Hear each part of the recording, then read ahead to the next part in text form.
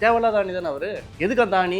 மக்களோட வரி பணத்தில் தான் வாழ்ற. உனக்கு இங்கே ஒரு கிண்டியில் உனக்கு ஒரு மாளிகை, ஊட்டியில் ஒரு மாளிகை எது கொடுத்துருக்காங்க? நாங்கள் என்ன சொல்கிறோமோ அதை நீ கேட்கணும், அதை கொடுக்கணும். ஆட்சி அமைக்காமல் தமிழ்நாட்டு மக்கள் முழுசும் நின்றுருக்காங்கல்ல, நீங்கள் ஏன் கொடுக்கல? முட்டா பயலுக்கு மாதிரி நம்ம உட்காந்து இங்க பேசிட்டு இருக்கோம் அப்படின்னா அப்ப யாரு முட்டாள்? நாங்க முட்டாளா? மக்கள் முட்டாளா? இல்ல வந்து அந்த கட்சி வந்து முட்டாளா? இல்ல ஓட்டு போட்ட மக்கள் 50 பேரும் உங்களுக்கு முட்டாளா? அவங்கள அவமதிக்கிற செயலா தான் இது பார்க்கப்படுது. பாஜகன்ற பேருக்கு வந்து நான் இத்தனை நாளா வந்து அது என்னமோ நினைச்சிட்டு இருந்தேன். இது வந்து இந்த பைத்தியக்கார ஜனதா கட்சி அப்படின்னு வச்சுக்கிறது நல்லது. பாஜகவுக்கு அரசியல் பண்ண தெரியாதுங்கிறது இதுல இருந்து தெரியுது. இப்படிப்பட்ட ஒரு கேஸை ரெடி பண்ணி ஒரு 2 நாள் இந்த ஃபங்க்ஷனை தள்ளி போட்டு சுப்ரீம் கோர்ட்டுக்கு போய் அலக்கடிக்கலாம் வச்சு வந்தா இதனால விஜய் வந்து ஓரளவுக்கு டவுன் ஆவாரா? அப்படிதான் யோசிக்குதா? ஒரு அரசியல் தெரிஞ்ச ஒரு கட்சி நடத்துற ஒருத்தங்க, ஆட்சியில் இருக்கிறவங்க ஒருத்தங்க எப்படி முதல்ல இப்படி யோசிப்பாங்க? நம்ம நாட்டில் மக்களுக்கு என்ன தேவை என்ன தேவையில்லைன்றது மக்கள் தான் முடிவு பண்ணுவாங்க. அதுல இருந்தால் சட்டம் உருவாகும். அப்போ இந்த மக்கள் வேணான்னு சொல்லும் போது அந்த சட்டத்தை எடுத்துடலாம்ல, போட்டுடலாம்ல. என்ன தேவைக்கு இருக்கு? மக்கள் விரும்புறாங்களா? மேல இருந்து தன்னை நேரடியாக நம்ம ஆதிக்கம் செலுத்த முடியாது. இந்த மாதிரி கவர்னர் வந்து ஸ்பையை யூஸ் பண்ணிக்கிறாங்க. கலர்கணனி நேயர்களுக்கு வணக்கம். இந்த தேர்தலில் வந்து தொங்கு சட்டமன்றம் உருவாக்கி தாவேகா பெரும்பான்மை நிரூபிச்சிருக்காங்க. ஆனால் ஆளுநர் அவர்கள் வந்து ஆட்சி அமைக்க இன்னுமே வந்து விஜய் அழைக்கல அப்படிங்கிறதான் இப்போ பேசு பொருளாகிட்டு இருக்கு. அவர் ஏன் அழைக்கல? ஆளுநர் இந்த மாதிரி பண்ணலாமா? ஆளுநர் வந்து அழைக்கணும் அப்படிங்கிற மாதிரி எதிர்கட்சி தலைவர்கள் இருந்து எல்லா கட்சி தலைவர்களுமே வந்து விஜய்க்கு சப்போர்ட்டாகவும் தாவேகாவுக்கு சப்போர்ட்டாகவும் பேசிக்கிட்டு இருக்காங்க. ஆளுநர் இப்படி பண்றதுக்கான காரணம் என்ன?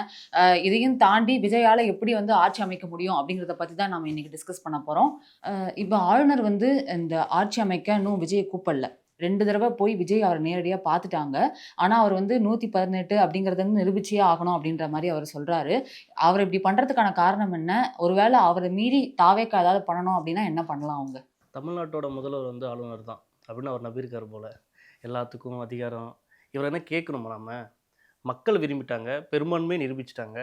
எல்லாம் நிரூபிச்சிட்டு பின்னாடியும் இல்லை நீங்கள் வந்து 118 காட்டலை அப்படின்ற மாதிரி சொல்கிறேன். அவருக்கு பண்ண அதிகாரம் இருக்கா உண்மையாலே அந்த மாதிரி? இல்லை நீங்கள் இந்த டைமில் வந்து அவங்களை பதவி பிரமாணம் கொடுத்துடணும். சட்டமன்றத்தில் தான் வந்து அவர் பெரும்பான்மை இல்லைன்றது அது தீர்மானிக்கலாம். ஆனால் இவர் புது ரூட் எடுத்துகிட்டு இல்லை எங்களுக்கு நாங்கள் இது எசென்ஷியல் கிடையாது, நான் வந்து இதை கொடுக்க முடியாது செய்ய முடியாதுன்னு அந்த அதிகாரம் உங்ககிட்ட இருக்கா?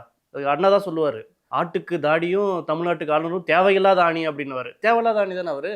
எதுக்கு அந்த ஆணி? மக்களோட வரி பணத்தில் தான் வாழ்ற. உனக்கு இங்கே ஒரு கிண்டியில் உனக்கு ஒரு மாளிகை, ஊட்டியில் ஒரு மாளிகை எது கொடுத்துருக்காங்க? நீ இங்கே நாங்கள் என்ன சொல்கிறோமோ அதை நீ கேட்கணும், அதை கொடுக்கணும்.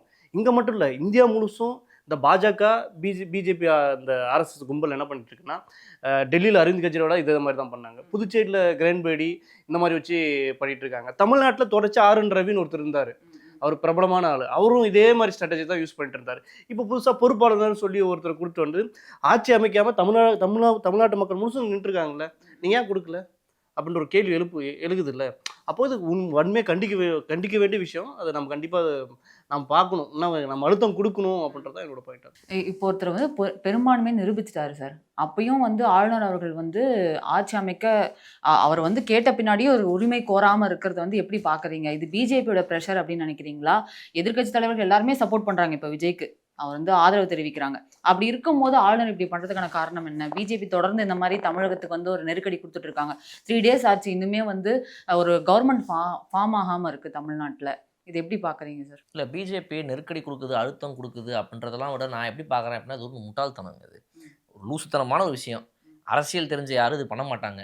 பாஜகவுக்கு அரசியல் பண்ண தெரியாதுங்கிறது இதுலேருந்து தெரியுது. அதாவது வந்து இது என்ன நினச்சிட்டு இருக்கிறாங்க அப்படின்னா, எங்கேயாவது ஒரு இடத்துல வந்து இந்த விஜய் அடக்கிடலாமா, இந்த விஜயை வந்து இது பண்ணலாமான்னு எனக்கு அதை கேட்கும் போதெல்லாம் நிஜமா அப்படிலாம் யாராவது ஒரு கட்சி பண்ணுவாங்களா? அதெல்லாம் பண்ண மாட்டாங்க. சும்மா வந்து இந்த விஜயை எலிவேட் பண்ணுறதுக்காக தாவேக்காவை வந்து இப்படி கிளப்பி விட்றாங்க போல இருக்குது. அப்படி தான் எனக்கு மைண்டில் தோணும். ஏன்னா நிஜமாவே வந்து இதுக்கான செனரியோ எங்கேயாவது இருக்குமா? இப்போ எனக்கு தெரியும் இதான்ப்பா சட்டம், ஓகே ரைட், எல்லாம் ரைட்டு, ஆனாலும் அதை மீறி நான் ஏதோ ஒன்று முட்டாள்தனமாக பண்ணுவேன், அது பண்ணால் ஒரு இப்படி ஆகுமா? எனக்கு நிஜமாக பிஜேபி இப்படி யோசிச்சு பண்ணுறாங்கன்னா எனக்கு நான் அதை நம்பலை.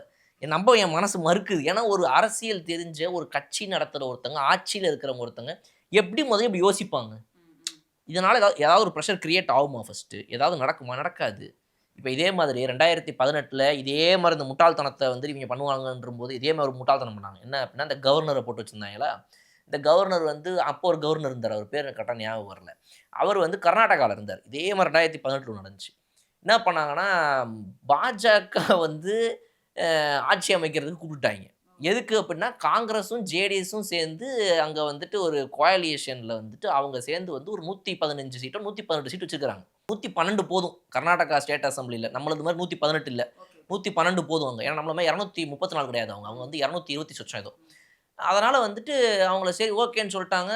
அவங்களும் போயிட்டு நம்ம தான் ஃபார்ம் பண்ண போகிறோம், ஓகே டாட்டா ரெடி அப்படின்ட்டு காங்கிரஸ் ஜேடிஎஸும் போகிறாங்க. இவங்க என்னன்னு பார்த்தீங்கன்னா ஆளுநர் வந்துட்டு பாஜகவை கூப்பிட்டு பாஜக வாங்க நம்ம ஆட்சி அமைக்கலாம்னு அவங்கள கூப்பிடுறாங்க. யாருக்குமே ஒன்றும் புரியல அந்த நேரத்தில். காங்கிரஸ்லாம் வந்து செம காண்டாயிட்டாங்க அந்த நேரத்தில். இனே நாங்கள் வந்து கூட்டணியா இவ்வளோ அதிகம் வச்சிருக்கிறோம், நீ எப்படி அவனை கூப்பிடுவ அப்படின்னு கேட்குறோம். ஒன்றுமே பதிலே இல்லை. முட்டாள்தனமாக ஒரு வேலையை பண்ணாங்க. அப்புறம் சுப்ரீம் கோர்ட்டு போய் அவங்க அதில் தலையிட்டு சுப்ரீம் கோர்ட் வந்துட்டு முதல்ல நீங்கள் வந்து ஒரு இவரை இது பண்ணணும், அதாவது பொறுப்பு ஸ்பீக்கரை வந்து அனௌன்ஸ் பண்ணணும். அப்போ அந்த ஸ்பீக்கரை நீங்கள் அப்பாயிண்ட் பண்ணதுக்கு அப்புறமா அந்த ப்ரோடம் ஸ்பீக்கர் வந்துட்டு ஆட்சி அமைக்கிறதுக்கு வந்து எம்எல்ஏக்கள் எல்லாரையுமே வந்துட்டு அந்த இடத்துல ஸ்வேரிங் செரமனி நடத்துவார். எம்எல்ஏக்கள் இது பண்ணுவாங்க. உங்களுக்கு 2 நாள்லேருந்து 15 நாள் வரைக்கும் டைம் இருக்குது, அதுக்குள்ளே நீங்கள் ப்ரூவ் பண்ணுங்க அப்படின்லாம் சொல்லி அதுக்கப்புறம் அது வந்து சார்ட் அவுட் பண்ணாங்க. ஸோ இது எப்படியுமே வந்து இது சார்ட் ஆக போகுது, இது எப்படியுமே இதுதான் சட்டம், இதுதான் நடக்கணும்னு இருக்குது, அது மாதிரி நடக்க போகுது. அதை இவ்வளோ நாள் ஹோல்டு பண்ணுறனால உங்களுக்கு என்ன கிடச்சிரும்? அதை இவ்வளோ நாள் ஹோல்டு பண்ணுறனால உங்கள் டெசிஷன் மாற போகுதா கடைசியில்? இல்லை, நடக்கிறதா நடக்க போகுது. அப்போ இதில் என்ன கிடைக்குது? வேஸ்ட் ஆஃப் யாரோட டைம் அப்படின்றதான் என் கேள்வி. மக்களோட டைம் இங்கே வேஸ்ட் ஆகுது, நம்மளோட டைம் இங்கே வேஸ்ட் ஆகுது. இதை பற்றி நம்ம வந்து அடுத்து இப்போ என்ன பேசி இருந்திருக்கணும் அப்படின்னா வந்துட்டு தாவேக்கா ஆட்சிக்கு வந்துருச்சு, முதல்வர் என்ன சொல்ல போறாரு, அவருடைய முதல் கையெழுத்து என்னவா இருக்க போகுது, மக்களுக்கு இங்கே என்ன மாற போகுது, மாற்று ஆட்சின்னு வந்தாங்களே என்ன மாற்று கொடுத்து வந்திருக்காங்க, அதெல்லாம் பேச வேண்டிய நேரம் இது. முட்டா பயலுக்கு மாதிரி நம்ம உட்காந்து இங்கே பேசிட்டு இருக்கணும் அப்படின்னா அப்போ யார் முட்டாள்? நாங்கள் முட்டாளா, மக்கள் முட்டாளா, இல்லை வந்து அந்த கட்சி வந்து முட்டாளா, இல்லை ஓட்டு போட்ட மக்களா? 50 பேரும் உங்களுக்கு முட்டாளா? அவங்கள அவமதிக்கிற செயலாக தான் இது பார்க்கப்படுது. பைத்தியகாரத்தனத்து பாஜகன்ற பேருக்கு வந்து நான் இத்தனை நாளாக வந்து அது என்னமோ நினச்சிட்டு இருந்தேன். இது வந்து இந்த பைத்தியகார ஜனதா கட்சி அப்படின்னு வச்சுக்கிறது நல்லதுன்னு நினைக்கிறேன். அதுக்கப்புறம் சீனியர் ஜெர்னலிஸ்ட் அவர் ராமச்சந்திரன் அவர் ஒரு பதிவு பண்ணியிருந்தாரு. தாவேகா தலைவர் விஜய் அவர் பெரும்பான்மையை எடுத்து அந்த லெட்டரை எடுத்துட்டு போய் ஃபர்ஸ்ட் பிரசிடென்ட் கொடுக்கணும், அவர் கொடுத்து அவர் அதை தலையிட்டு ஒரு தீர்வு காணணும், அதுக்கப்புறம் தான் வந்து அவர் வந்து கோர்ட்டுக்கு போகணும் அப்படிங்கிற மாதிரி சொல்லியிருந்தாங்க. இது எப்படி சார் பாக்குறீங்க? அது மேபி அங்க போச்சுன்னா அது மேபி ஷார்ட் ஆக வாய்ப்பு இருக்கா? இப்போ இல்லைப்பா, நம்ம கோர்ட்டில் கூட போனால் கூட இதுக்கு ஈஸியாக டக்குன்னு ஆளுநரை தான் கண்டிக்க போகிறாங்க. ஒன்று. ரெண்டாவது, குடியரசுத் தலைவருக்கு எதுக்கு போகணும்னு நான் கேட்குறேன். குடியரசுத் தலைவர் யாரோட ஆளாக இருக்காரு? அவரும் பாஜகவோட ஆளாக தான் இருக்காரு. அங்கே வாய்ப்பும் கிடையாது. ஆனால் மக்கள் கண்டிப்பாக இதுக்கு தாவேக்கா இருக்கட்டும், காங்கிரஸாக இருக்கட்டும், மற்ற சிபிஎம்லாம் வந்து போராட்டத்தை அறிவிச்சிருக்காங்க. இறங்கி போராடினா தான் இது ஆளுநருக்கு தொடர்ச்சியாக தமிழ்நாட்டில் நடக்கிற எல்லா இப்போ சட்டமன்றத்தில் ஒரு மசோதை நிறைவேற்றிட்டாங்க. ஆர்.என். ரவி நான் அந்த மசோதை நான் ஏற்றுக்க மாட்டேன் அப்படின்றேன். சட்டமன்றது என்ன ப்ராசஸ்? ஒரு சட்டத்தை புதுசாக நம்ம நிறைவேற்றுறோம்னா அங்கே இருக்க பெரும்பான்மை வாக்கெடுப்பு நடப்பாங்க. அது பெரும்பான்மையை எடுத்துட்டா தமிழ்நாட்டில் அந்த சட்டத்தை ஏற்றிடலாம். நீட் விலக்காக இருக்கட்டும், இல்லை நியூ எஜுகேஷன் பாலிசியாக இருக்கட்டும், பிஎம்சிடி திட்டங்களாக இருக்கட்டும், இது மாதிரி பல்வேறு திட்டங்கள் வந்து சட்டமன்றத்தில் இப்படி அமல்படுத்துறதுக்கு பெரும்பான்மை நிரூபித்து திமுக அமல்படுத்த வந்தாங்க. ஆனால் ஆர்.என். ரவி இது கையெழுத்து போடாமல் போயிட்டார். ஆர்.என். ரவியோட என்ன, இங்கே சட்டமன்றத்தில் வந்து அவங்க பெரும்பான்மை நிரூபித்தா அவங்க கையெழுத்து போடுறது தான் அவங்களோட வேலை. அவங்க ரோல் வந்து கையெழுத்து போடுறது தான். எப்படி வந்து ஒரு அமைச்சர்கள் இருக்கிற பட்டியல் 25 அமைச்சர் இருக்காங்களா, ஐபிஎஸ் ஆஃபீஸர் என்ன பண்ணுவாங்கன்னா, அமைச்சர் என்ன சொல்கிறாருன்னா இந்த இடத்துல இந்த இதுக்கு வேணும்னா அவர் கையெழுத்து போட்டு போவாங்க. அவங்க டேட்டாஸ் கொடுக்குறது மட்டும்தான். இங்கே இந்த மக்கள் இவ்வளோ வாழ்கிறாங்க, இந்த கேஸ்ட் ரிலீஜன் இருக்கானுங்க, இங்கே வந்து இவ்வளோ பிரச்சனை இருக்குது, இவ்வளோ சிக்கல் இருக்குது, இப்படின்னு கொடுக்குறது தான் ஒரு அரசு துறை உறுப்பினர் தான் இவர் வந்து மக்களால் தேர்ந்தெடுக்கப்பட்டவர் கிடையாது. இது அவர் கவர்மெண்ட் சர்வெண்ட், அவ்வளோதான். நாம தான் மக்களால் தேர்ந்தெடுக்கப்பட்டு ஒரு 5 வருஷத்துக்கு நம்ம கொடுக்குறோம். இப்போ அவர் வந்து நம்ம மக்களால் தேர்ந்தெடுக்கப்பட்ட பிரதிநிதிகள் என்ன சொல்கிறாங்களோ அதை நிறைவேற்றணும், அது கையெழுத்து போடணும். உனக்கு எந்த இடத்துலையும் அதிகாரமோ இது எதுவுமே கிடையாது. அப்போது என்ன பண்ணணும்? மக்கள் இந்த ஆளுநர்ன்ற பதவி வேணும்னு தான் தமிழகம் முழுசு தொடர்ச்சி அண்ணா பீரியட்லேருந்து போராடிட்டு இருக்கோம். அப்படி அதே சமயம் இனிமேல் இந்த மாதிரியான வாய்ப்புகள் திரும்ப கொடுத்துட்டே இருந்தால் அது குடைச்சல் தேவையற்றது. அது தூக்கி விசாட்டுங்க. அதனால அரசியலமைப்பு சட்டத்துக்கோ இல்லை மக்களுக்கோ எதனா தேவை இருக்கா? அவங்களால எதனா தேவை இருக்கா? இல்லை, அது தூக்கி விசாட்டுங்க. அந்த ஆளுநர் அந்த பதவியே வேண்டான்றதும் என்னோட கோரிக்கையாக இருக்குது. ஆளுநர் பதவி வேண்டாம் எதுக்குன்னு நான் கேட்குறேன். இல்லைங்க, இப்போ இந்த சுச்சுவேஷனில் பார்க்கும்போது இது வந்து கொஞ்சம் ஒரு கேயாட்டிக்காக இருக்கும்போது நம்ம கோவம் வருது. அவங்க பண்ணுறது தவறு. பட் நம்ம இது எப்படி பார்க்கணும் அப்படின்னா வந்து ஒரு சென்ட்ரல் கவர்மெண்ட்டுன்றது வந்து இப்போத்துக்கு நமக்கு வந்து பாஜக காங்கிரஸ் மாற்றி ஆண்டுகிட்டு இருக்கிறாங்க. இதுக்கப்புறம் யார் வருவாங்க, இதுக்கு முன்னாடி அவங்கள தாண்டி ஒருத்தவங்களாம் வர முடியுமான்னு தெரில. இப்போ விஜய் வந்து தமிழ்நாட்டில் அடித்த மாதிரி வந்து ஒருவேளை மத்தியில் இதே மாதிரி ஒருத்தர் பிறந்து வந்து அடித்தாலும் சொல்ல முடியாது. இல்லை டிவிக்கே மத்தியில் போயிட்டு இப்போ நடக்கும்போது அப்போ நடக்கவும் வாய்ப்பு இருக்கு, சொல்ல முடியாது. எதுவும் நடக்கலாம்னு வச்சுக்கோங்க. இப்போ நான் என்ன சொல்கிறேன்னா, இப்போ காங்கிரஸ் பாஜகவுக்கு வந்து இப்போ காங்கிரஸ் வந்து மத்தியில் ஆண்டுட்டு இருக்குது. ஸ்டேட்டில் வந்து எல்லாமே பாஜகவோட கட்சிகளாக இருந்துச்சு அப்படின்னா ஒரு முரண் இருக்கும். மத்தியில் வந்து பாஜக ஆளும்போது ஸ்டேட்டில் வந்து காங்கிரஸ் ஆண்டுட்டு இருக்கிற ஸ்டேட்டில் மட்டுமே எப்போவுமே இந்த முரண் இருக்கும். அப்போ இவங்களுக்குலாம் எங்கே ஒரு கண்ட்ரோல் வரும் அப்படின்னா, இப்போ தமிழ்நாட்டில் வந்துட்டு ஒரு பெரிய ராஜீவ்காந்தியுடைய கொலை சம்பவத்தப்போ நடந்த ஒரு பிரச்சனை இருக்குது. இந்த மாதிரி நேரத்தெல்லாம் வந்து நீங்கள் ஒரு எமர்ஜென்சி டிக்ளேர் பண்ணணும் அப்படின்னா வந்துட்டு, ஒரு இந்திய கவர்மெண்ட் இந்தியாவுக்குள்ளே இருக்கிற மற்ற இத்தனை ஸ்டேட்ஸுங்கும் போது அதோடைய கண்ட்ரோல் டேரெக்டாக ஒரு கவர்மெண்ட் எங்கே எடுக்க முடியும் அப்படின்னா, அந்த சென்ட்ரல் கவர்மெண்ட்டுடைய பவர் வந்து இந்த கவர்னர் மேலே ஒருத்தர். இந்த மாதிரி சில விஷயங்கள் இருக்கும்போது அது ஒரு டாட்ஸை கனெக்ட் பண்ணும். இல்லைனா வந்து இது கம்ப்ளீட்டாக தமிழ்நாடு தனி நாடுன்ற மாதிரி ஆயிரும். எல்லா ஸ்டேட்ஸும் தனித்தனியாக இயங்க ஆரம்பிச்சிருவாங்க. அவங்களெல்லாம் வந்து எப்படி கட்டுக்கோப்பா இந்தியான்ற ஒரு நாட்டுக்குள்ளே கொண்டு வர முடியுன்ற ஒரு விஷயம் இருக்குதுல்ல. ஸோ அப்போ அந்த எக்ஸிக்யூட்டிவ் இதில் ஒரு பிரச்சனைகள் இருக்குது. அப்போ அதனால கவர்னர்ன்ற ஒரு பொசிஷன் இங்கே தேவைப்படுது. நான் அதை ப்ரோ கான்ஸ்டியூஷன் பிரிட்டிஷ் பீரியட்லேருந்து அந்த ஆளுநர்ன்ற அந்த சிஸ்டம் எடுத்து வந்தாங்க. எதுக்குன்னா இவங்க வந்து பிரித்தாளும் சூழ்ச்சின்ற ஒரு ஆட்சியை கட்டமைச்சாங்க. அதில் வந்து ஏன்னா இவங்க இங்கே நம்ம தமிழகத்தில் இருக்கிற நீதி கட்சியில் முதலமைச்சராக இருப்பார். ஆனால் அவங்கள தட்டி கேட்கறதுல உரிமை பறிக்கிறதுலேருந்து ஆளுநர் ஒரு ரோல் வச்சுப்பாங்க. பேரளவில் பார்த்தீங்கன்னா ஆட்சியர் தமிழர்கள் தானே, பிரிட்டிஷ்காரனுக்கு இதுக்கு சம்மந்தம் இல்லை. ஏன்னா நேரடியாக பிரிட்டிஷ் ரூல் பண்ணால் மக்களுக்கு இயல்பாக கோவம் வருது. அதனால தான் வேலூர் சிப்பாய் கழகத்துலேருந்து இந்த மாதிரியான போராட்டங்கள் நடந்துச்சு. அப்போது கான்ஸ்டியூஷனில் இது வந்து முன்னாடியே வந்து அப்பயே இடதுசாரிகளாக இருக்கட்டும் நிறைய இயக்கங்களை வந்து அப்பயே கேள்வி எழுப்பியிருக்காங்க, ஆளுநர்ன்றது வேண்டாம் அப்படின்னு. ஏன்னா உலகத்தில் பிரிட்டிஷ்காரன் எங்கெங்கெல்லாம் ஆட்சி பண்ணணும் அங்கெல்லாம் ஆளுநர் வச்சுருந்தான். ஆளுநர் சிஸ்டம் வேண்டாம் அப்படின்றதுக்காக தான் அப்புறம் வந்து நிறைய நாடுகளில் அதை எடுத்துட்டாங்க. இந்தியாவில் மட்டும்தான் இன்னமும் அந்த சிஸ்டம் இருந்துட்டு. அதனால தான் நம்ம குடியரசு தினம் ஒன்று கொண்டாடுறோம். ஏன்னா பிரிட்டிஷ்காரன் போயிட்டு முன்னாடி அங்கே இருக்கிற இந்த கவர்மெண்ட்டில் இருக்கிற அந்த உறுப்புகள்லாம் இருந்துச்சு. அப்புறமேல தான் 1952 தான் நம்ம குடியரசுன்னு ஒன்று எடுத்து வந்து இந்த படிச்சு. ஆனால் இது இன்னமும் கான்ஸ்டியூஷன் இருக்கிறது தான் பேராபத்தாக இருக்குது. இது தேவையற்றதும் கூட. ஏன்னா இது நம்ம நாட்டில் மக்களுக்கு என்ன தேவை என்ன தேவையில்லைன்றது மக்கள் தான் முடிவு பண்ணுவாங்க. அதுலேருந்து தான் சட்டம் உருவாகுது. அப்போது இந்த மக்கள் வேணான்னு சொல்லும் போது அந்த சட்டத்தை எடுத்துடலாம்ல, போட்டுடலாம்ல. என்ன தேவைக்கு இருக்குது, மக்கள் விரும்புகிறாங்களா?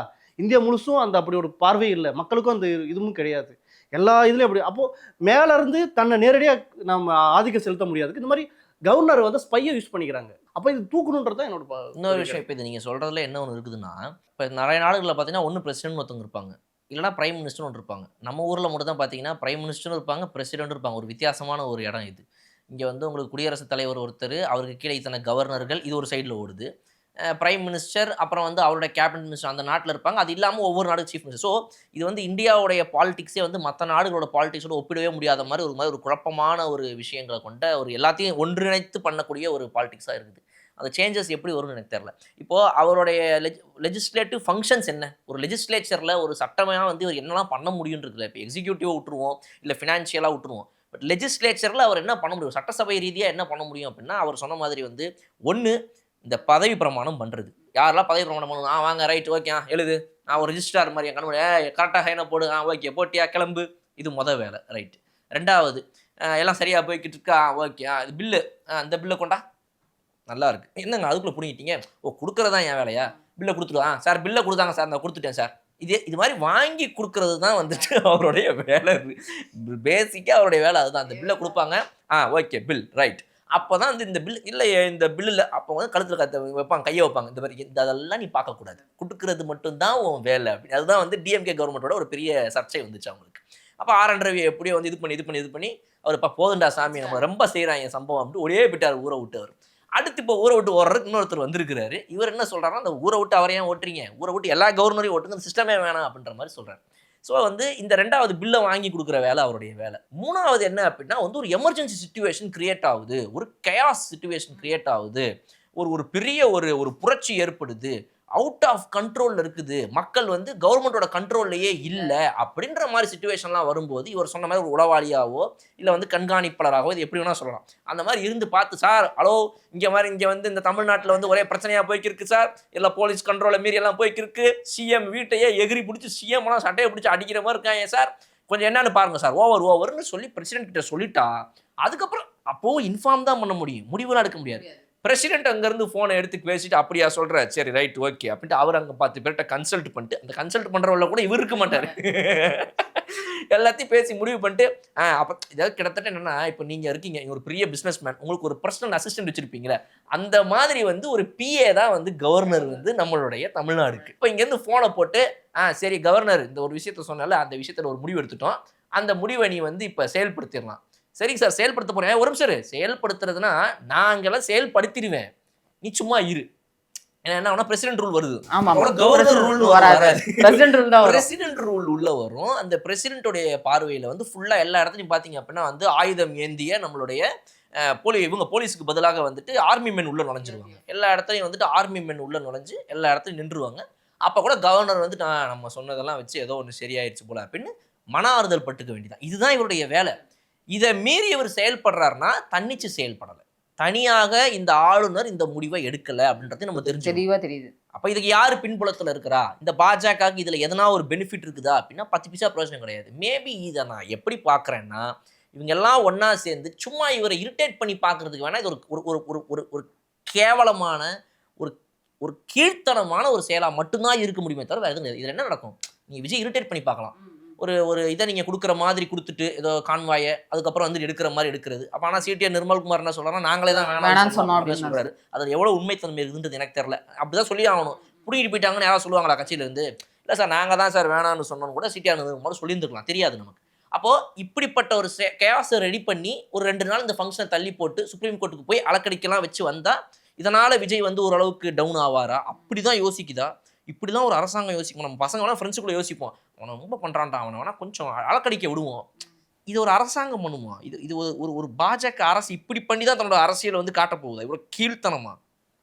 தெரிலங்க. இது மக்கள் வந்து இப்போ சொன்ன மாதிரி ரோட்டில் இறங்கி போராட்டம் பண்ணுறது, அப்புறம் அந்த கட்சிகள் போராட்டம் பண்ணுறது, இதெல்லாம் எனக்கு எப்படி தெரியுதுன்னா சாதாரணமாக நடக்க வேண்டிய ஒரு விஷயத்தை இப்படியெல்லாம் ஒரு போராட்டமாக மாற்றி தமிழ்நாடையே வந்து ஒரு மாதிரி ஒரு ப்ளசண்ட்டாக போயிட்டு இருக்கிறத ஒரு மாதிரி அன்பிளசண்ட்டாக மாற்றுறது வந்து ஒரு கேவலம். இது பாஜக வந்து கண்டிப்பாா தமிழ்நாடு வாசல் கூட இல்ல, வீதியில கூட இல்ல, எங்கேயோ ஒரு மூலையில கடைசி வரைக்கும் இருக்குங்கிறதுக்கு இப்போ ஒண்ணு ஜெயிச்சாங்கல்ல, அது கூட அடுத்தலாம் ஜெயிக்க முடியும். ஆமாமா, அது ஒரு சாபக்கேடு. இப்போ வந்து விஜயோட மனநிலை எப்படி இருக்கும் அப்படிங்கிற மாதிரி யோசிக்க தோணுது. ஏன்னா அவர் வந்து அடுத்த ஒரு இன்னும் 10 சீட்டு 5 சீட்டை வந்து வாங்கணும், நிறைய பேர்கிட்ட அந்த கட்சிகள் கூட்டணி கட்சிகள்கிட்ட இருந்து வாங்கணும். இது தவிர்த்து தேவையில்லாத அவர் மேல ஒரு ப்ரெஷர் போடுறாங்களோ அப்படின்னு. இல்ல, எனக்கு தெரிஞ்சு அவரான அந்த ப்ரெஷரை ரொம்ப பெருசா எடுத்துக்க மாட்டாருங்க. நம்ம இது வரைக்கும் அவரை கவனிச்சதை வச்சு பார்க்கும்போது இதை விட அதிகமான ப்ரெஷர்லாம் பார்த்துட்டாரு அவர். அது கரூர் சம்பவமாக இருக்கட்டும், எல்லா ப்ரெஷரையும் பார்த்துட்டாரு அவர். ஸோ எனக்கு தெரிஞ்சு அவர் வந்து எல்லாத்தையுமே ரொம்ப கூலாக எல்லாத்தையும் பார்த்துட்டு ஹேண்டில் பண்ணிட்டு நண்பா அப்படியா சரி ஓகே அப்படின்னு சொல்லிட்டு அவர் அப்படி தான் இருப்பார். அவர் கோவம் அதிகமாக வரும்லாம் சொல்கிறாங்க. பட் எனக்கு பொறுத்த வரைக்கும் வந்து அவர் இந்த மாதிரி சுச்சுவேஷன்லாம் ப்ராப்பராக ஹேண்டில் பண்ணி வச்சிருக்காரு. இந்தந்த விஷயங்களுக்கு நிர்மல்குமார் போவார். நீங்கள் நல்லா கவனிங்க அவங்களோட இதில். இந்த மாதிரி சில விஷயங்களுக்குலாம் இப்போ இந்த போலீஸ் அதிகாரிகள் நேரில் போய் சந்திக்கணும், ஒரு இது கேட்கணும், ஒரு விருப்ப மனு கொடுக்கணும், இந்த இடத்துல வந்து நாங்கள் வந்து ஒரு இடத்த வந்து எடுத்து இங்கே ஃபங்க்ஷன் நடத்தலான்னு இருக்கோம், அதுக்கெல்லாம் போலீஸுகளை சந்திக்கிறதுக்கு சிடிஆர் நிர்மல்குமாரை பயன்படுத்துகிறாங்க. அரசியல் கட்சியாக ரெப்ரசென்ட் பண்ணி போய் தலைமை செயலகத்தில் மீட் பண்ணுறது ஃபஸ்ட் டைம் விஜய் அவர்கள் போகிறதுக்கு முன்னாடி பார்த்ததுக்குலாம் வந்து நம்ம செங்கோட்டையன் அனுப்புனாங்க. செங்கோட்டையன் போய் தலைமை செயலகத்துக்குள்ளே போய் பார்த்துட்டு வந்தார். சார் அவருக்கு தெரியும் ஏற்கனவே அவங்களாம் போயிட்டு வந்திருக்காருன்னு சொல்லி. ஸோ அப்போ வந்து இப்போ கட்சிகளோட வந்துட்டு பின்னாடி கொஞ்சம் பேச்சுவார்த்தைகள்லாம் நடத்தி அவங்களை ரெடி பண்ணுறதுக்கு ஆதவ அர்ஜுனா அவர்கள் இருக்கிறாரு. ஸோ இந்த மாதிரி வந்து ஒவ்வொன்றுக்கும் அவங்க ஒவ்வொரு ஆட்கள் வச்சுக்கிறாங்க. அதனால் விஜய் அவர்கள் வந்து கிட்டத்தட்ட இதில் ரிலாக்ஸ்டாக உட்காந்துட்டு என்ன நடக்குதுன்னு பார்ப்பாரே தவிர இதெல்லாம் ஒரு ப்ரெஷராக எடுத்துக்கவே மாட்டார். என்ன பண்ணலான்னு அவர் யோசிக்க ஆரம்பிச்சிருப்பாரு. அடுத்து வந்து முதல்வராக நம்ம தான் ஆக போகிறோம், கன்ஃபார்ம். அதில் தள்ளி போட்டு பார்க்குறானுங்க. சரி தள்ளி போட்டு பார்க்கட்டும், இவனுக்கு சம்பவம் இருக்குதுன்னு ஒரு மைண்டுக்குள்ளே வச்சுக்கிட்டு கொஞ்சம் இறுக்கமான ஆள் வேறு அவர். அதனால் இதெல்லாம் கொஞ்சம் பர்சனலாக எடுத்துக்கிட்டு உனக்கு இருக்குது அப்படின்னு நினச்சிட்டு என்ன பண்ணுவார்னா மக்களுக்கு நல்லது பண்ண ஆரம்பிப்பார். அப்படி தான் நான் பார்க்குறேன். இதில் வந்து பாஜகவை நம்ம பழி வாங்க முடியுமா அப்படின்னா அவன் மத்தியில் இருக்கிறான், அவனை ஒன்றும் பண்ண முடியாது, பண்ணணும்னு அவசியமும் நமக்கு கிடையாது. இவர் மைண்டில் இருக்கிறதெல்லாம் வந்து வருவோம், நம்ம மக்களுக்கு நல்லது பண்ணி இவனுங்க பண்ணுற எல்லா டிலேவையும் இன்னும் சரி பண்ணி அடுத்த தடவை வந்து இன்னும் சூப்பராக மக்கள்கிட்ட நம்ம வந்து பெரும்பான்மை வாக்கு வாங்கி இந்த 107 108 நிற்கக்கூடாது, அடுத்த தடவை வந்தால் 150 160 தான் அப்படின்ற மைண்ட் செட்டில் அவர் இருப்பார். Is very strong man, I believe that. அடுத்த கட்டமாக தாவேகா என்ன பண்ணுறாங்க, காங்கிரஸ் கட்சிகள் என்ன பண்ணுறாங்க அப்படிங்கிறத பற்றிலாம் பார்க்கலாம். 118 தாவேகா நிரூபிப்பாங்களா, ஆட்சி அமைப்பாங்களா, என்ன மாதிரி நகர்வுகள் இருக்கும் அப்படிங்கிறத அடுத்த வீடியோவில் பார்க்கலாம்.